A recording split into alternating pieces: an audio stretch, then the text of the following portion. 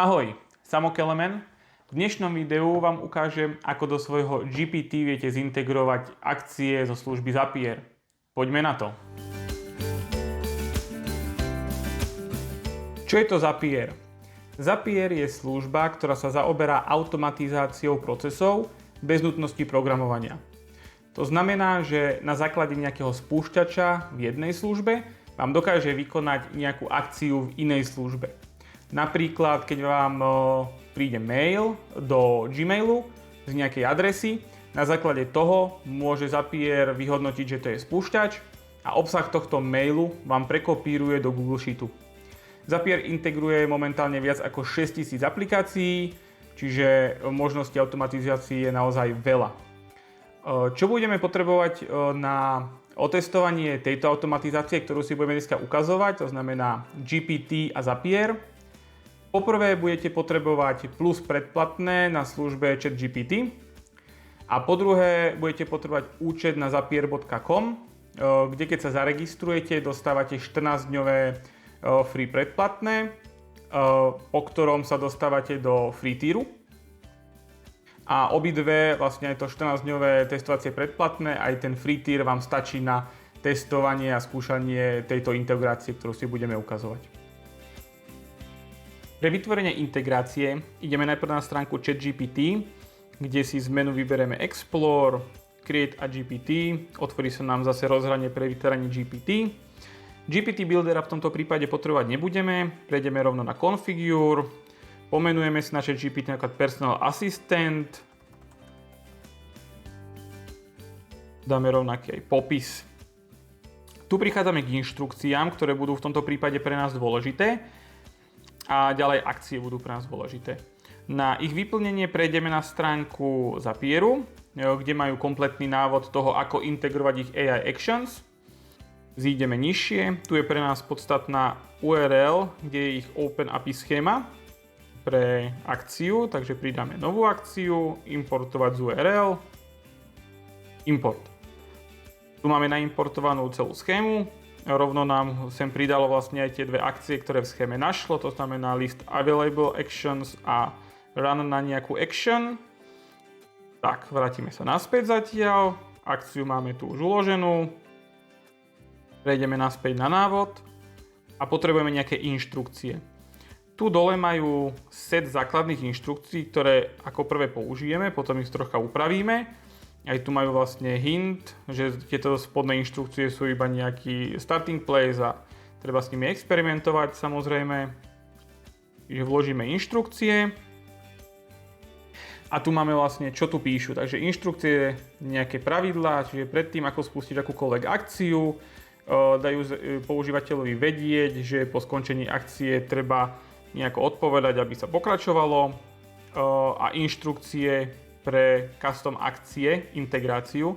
Takže v prvom rade vlastne má zavolať list available actions API, endpoint, ktorý je naimportovaný v tej Open API schéme, ktorú sme pred chvíľkou dávali do action, a má zistiť, či required actions, ktorú on určil vlastne z required actions ako tú, ktorú bude potrebovať, má používateľ už povolenú. Ak ho nemá povolenú, tak má zobrať configuration link, to znamená tento configuration link zoberie, tu dole vlastne čo je pre kalendár, a nejako pekne to zaobalí, napíše text, že nemá povolenie a vypíše mu ten link používateľovi, aby na ňo klikol a integráciu si zapol.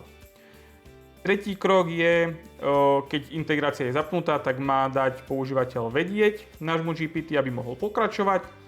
A štvrtý krok, vlastne IDčko akcie sa vezme a sa použije na run action, to je vlastne ten druhý API endpoint, ktorý máme v Open API schéme naimportovaný, a vyplnia sa inštrukcie a iné potrebné fieldy. Čiže to je základné nastavenie. My si to zatiaľ necháme, vlastne Slack nebudeme momentálne integrovať. Necháme si tu iba Google kalendár. Čiže si to dáme takto, čiže akcie sme tu nechali tu tam Google kalendár akciu, a capabilities necháme web browsing, dali code interpreter nepotrebujeme, knowledge base nepotrebujeme. Tak, dáme si uložiť, zatiaľ only me, potvrdíme. A GPT máme vytvorené. Pre otestovanie integrácie Google kalendára som si vytvoril nový čistý kalendár, kde mám len 3 úlohy, 2 sú na zajtra, 1 je na piatok. Takže poďme teraz do rozhrania, kde sa vytvára GPT. Tu máme aj všetky debug cally, ktoré bude volať, ktoré si môžeme následne potom vysvetliť. A skúsme sa spýtať, aký mám na zajtra program.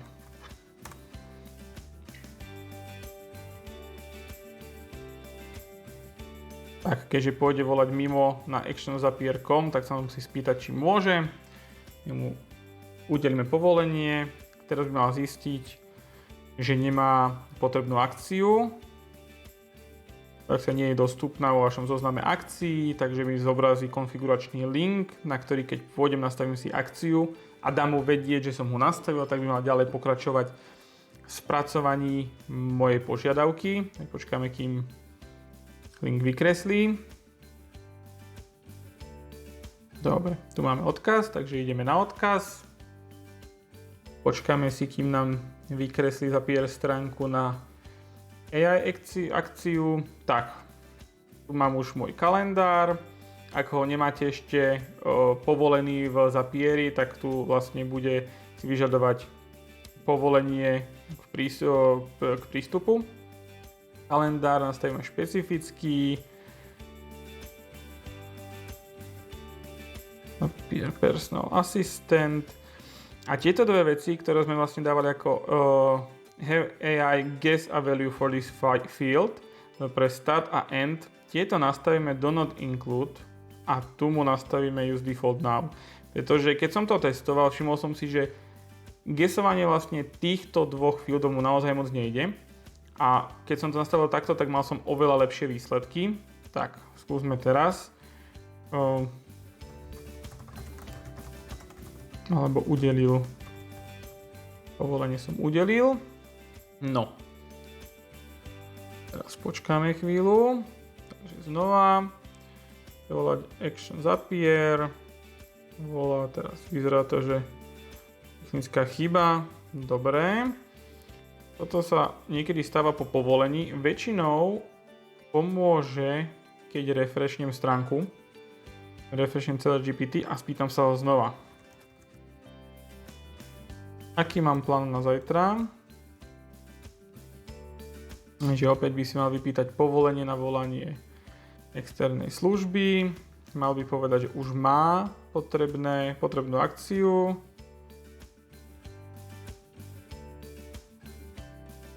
Zase pýta povolenie.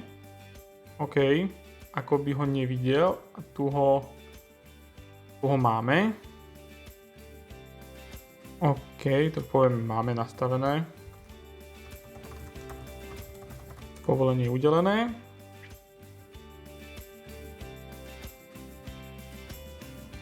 Uvidíme, či sa mu teraz podarí volanie na danú akciu. Povolíme. No zajtra máte v pláne tieto udalosti, takže teraz sa mu to už podarilo. Čiže vidíme prvá úloha, odkaz na udalosť, aby som si mohol pozrieť druhá úloha. Čiže našlo prvú aj druhú úlohu 14.30, 16.30 a 16.17. Čiže našlo správne. Čiže máme urobenú integráciu s Google kalendárom, ktorý nám vie povedať, čo máme v kalendári, môžeme sa ho nejako dopytovať. Dokonca nám tam povedal, že je potrebné poznamenať, že som našiel aj udalosť s názvom tretia úloha, ale tá je naplnená 1. decembra. To sme sa ho síce nepýtali, ale pekná poznámka. Takže takto sa robí vlastne integrácia napríklad s Google kalendárom, ktorá bola priamo v návode od Zapieru. A teraz by som vám ešte ukázal úplne custom integráciu, ktorú tam Zapier nemá. A napísanú v tom návode, aby ste presne videli, ako sa dajú napísať napríklad konfiguračné linky a ako následne sa dá vybrať vlastne z tých 6000 aplikácií, ktoré Zapier má k dispozícii, ako ich použiť na integráciu do svojho, povedzme, personálneho asistenta a ten vám môže zľahčiť prácu alebo čokoľvek iné. Takže poďme si ukázať teraz integráciu s Notion. Keď chceme pridať integráciu na Notion alebo inú aplikáciu, ktorú Zapier poskytuje, potrebujeme najprv pochopiť, ako sa vytvárajú konfiguračné linky a ako sa dajú nastavovať AI akcie od Zapieru. Takže prejdeme zase na dokumentáciu od Zapieru a tu dole pri inštrukciách máme aj konfiguračné URL. Konfiguračné URL spracovajú Natural Language, to znamená, že nepíšeme tam programátorsky konfiguračne vlastne, čo majú jednotlivé akcie robiť, ale vieme to tam napísať nejakou ľudskou rečou v angličtine a Zapier si to spracuje. Vždycky sa to posiela vlastne na URL /GPT/start a táto URL spracová 2 getové parametre. Prvý je Setup Actions, čo je názov akcie zo Zapieru. Ten si musíme vlastne nájsť niekde v dokumentácii Zapieru. A druhý parameter je Setup Params, čo sú hodnoty alebo nejaké nastavenia pre fieldy, ktoré daná akcia poskytuje. Poďme si pozrieť napríklad náš Find Event v Google kalendári, ktorý sme si nastavovali. Tak, tu máme hodnoty, ako je napríklad kalendár, search term, start time before, end time after a sort order a action name. Ale toto nie je parameter. Čiže tu máme vlastne 1, 2, 3, 4, 5 parametrov, ktoré vieme nastaviť. Keď si pozrieme URL-ku, s ktorou sme nastavovali, tu je Google Calendar Find Event ako Setup Action a Setup Params boli Set Have AI Guess for Start and End Time. To je to, čo som ja potom následne menil, pretože mne to vlastne s týmto guessovaním moc nefungovalo a nedostával som správne odpovede od môjho personálneho asistenta. Poďme si to teda vyskúšať. Povedzme si, že necháme Set Have AI Guess for Start and set search term to specific value of test. Tak, teraz skúsime ísť na túto URLčku. Teraz keď si ju otvoríme,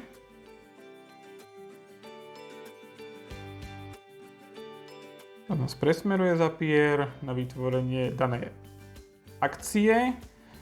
No, a čo tu máme? Vidíte? Takže start nám zostal AI guess a value for this field a search term nám dal test. Sice s malým, ja som dával s veľkým tečkom, ale nevadí. Tuto sa to vlastne asi webalizovalo. No nie, zostal tu veľké, ale on dal malé. Ale teda nastavil sa ten field sa nastavil na tú špecifickú hodnotu. Čiže týmto spôsobom vieme nastaviť jednotlivé hodnoty alebo určiť jednotlivé nastavenia pre dané fieldy v akcii, ktorú chceme pridať pre naše GPT. Poďme teraz skúsiť teda pridať Notion. Takže ja si otvorím zase poznámkový blok a skúsime si to tu prepísať. Takže skúsme ideme najprv na stránku Zapieru. Na stránke Zapieru nájdeme Notion a úplne dole v týchto integráciách majú vždy spísané spúšťače a akcie. Nás budú zaujímať akcie, aké majú a majú tu napríklad Create Database Item. Tak, skúsime túto akciu. Takže ideme, takže tu máme Setup Action, takže toto si zmažeme a dáme Notion add database item a setup params. Neviem, aké majú teraz parametre, takže toto dáme preč. Potom, keď si to pridáme, môžete si pozrieť, aké má parametre a keď budete pre svoj GPT potrebovať nejaké presné parametre nastaviť, tak si to viete cez ten setup params urobiť. Takže my si skúsime teraz zobrať túto URLčku, aby sa nám webalizovala iba. To robím takto. Tak sa nám webalizuje, to zavrieme. Teraz ideme naspäť do nášho GPT, tu máme akcie, čiže máme link, skopírujeme si Google Calendar Find Event, tak použijeme konfiguračný link, ktorý sme si teraz vytvorili a dáme si sem vlastne rovnaký názov, ako sme dali Setup Action, to znamená Notion add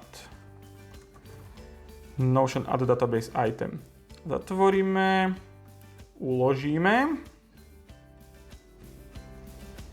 Tak, máme uložené. Pre istotu refreshneme, lebo nie vždy nám to dobre funguje takto. No a môžeme ísť otestovať. Takže pridaj mi poznámku do Notion, aby som nezabudol niesť smeti.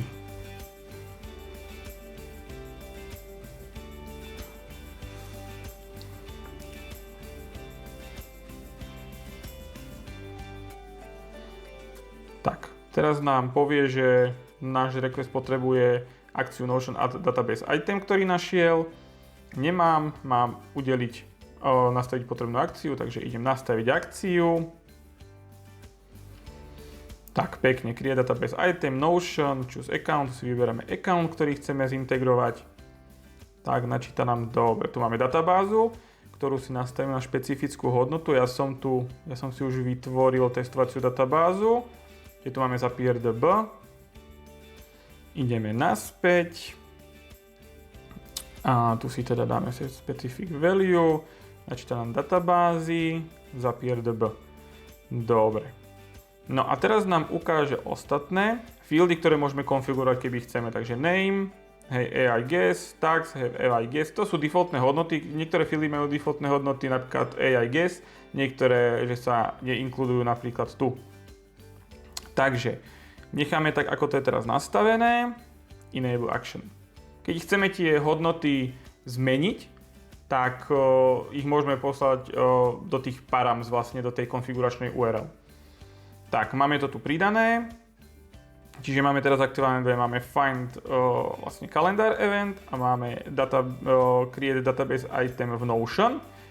Tak, teraz sa vrátime do GPT a skúsme povolenie udelené.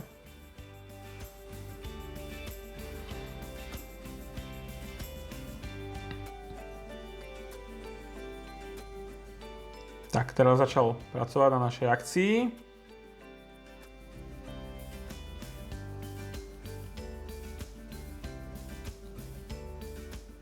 Úspešne som pridal poznámku. Poďme pozrieť. A naozaj, take out the trash.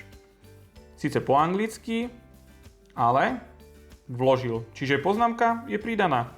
Týmto spôsobom si zintegrujete Notion do svojho GPT. Takýmto spôsobom, keď viete, ako fungujú už AI akcie na strane Zapieru a ako sa dajú vytvoriť konfiguračné URL, tak si viete tie základné pravidlá, ktoré Zapier má na svojej stránke, ktoré sme pridávali do inštrukcií, viete si akýmkoľvek spôsobom rozšíriť a integrovať akúkoľvek službu, ktorú Zapier poskytuje.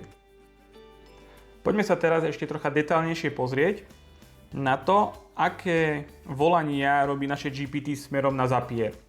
No, takže, prvé, keď sme mu povedali, že máme udelené povolenie a chcel ísť pridať Notion item do našej databázy, tak zavolal najprv na Zapier akciu na Available Actions. Teda chcel vedieť, aké Available Actions máme a pýta iba pre Notion. To znamená, on už nášho requestu, čo sme od neho my žiadali, vyhodnotil z akcií, ktoré má dostupné. Tu Required Actions vyhodnotil, dobre, potrebujem Notion akciu add database item, takže pýtam, povedz mi iba, aké akcie má tento user povolené pre Notion.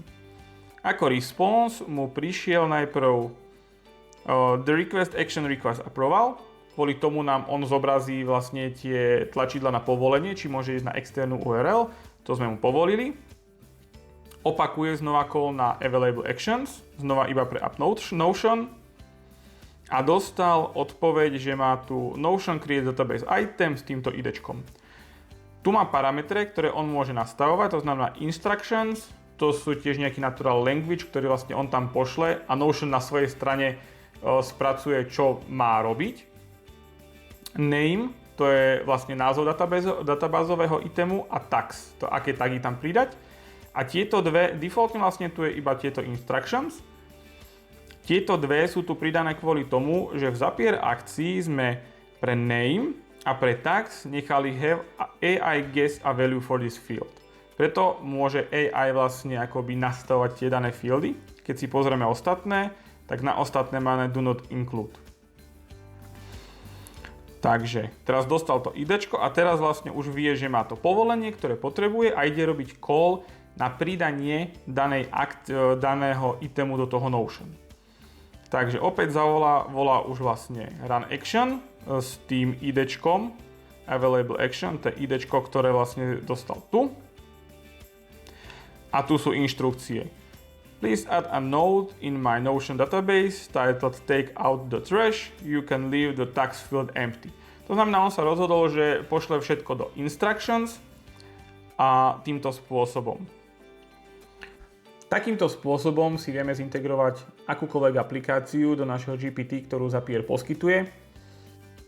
Treba ale povedať, není to ešte úplne zo strany Zapieru dokončené. Niektoré requesty na ich akcie skončia povedzme neúspechom. Niekedy aj samotné GPT, keď máme udelené povolenie, povie, že ho udelené skrátka nemáme a pýta ho znova. Vtedy stačí väčšinou napísať, že povolenie udelené je. On znova urobí to volanie na Zapier, ktoré prejde väčšinou.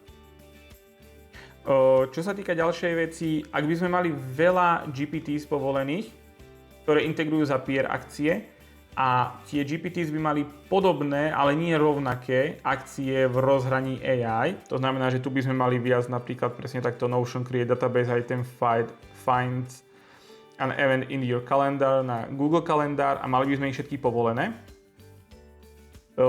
GPT by pravdepodobne nevedelo úplne, ktorú akciu kedy použiť.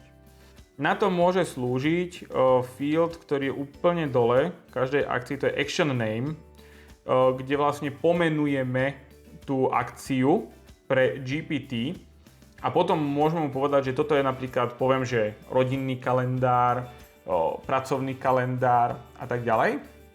A keď mu potom poviem, že pridaj mi do pracovného kalendára nejaký event, tak mal by podľa názvu tohto action name napríklad vedieť, že má použiť túto akciu a nie druhú, kde máme rodinný kalendár. To je pre dnes všetko. Dúfam, že ste sa niečo nové naučili. Čaute.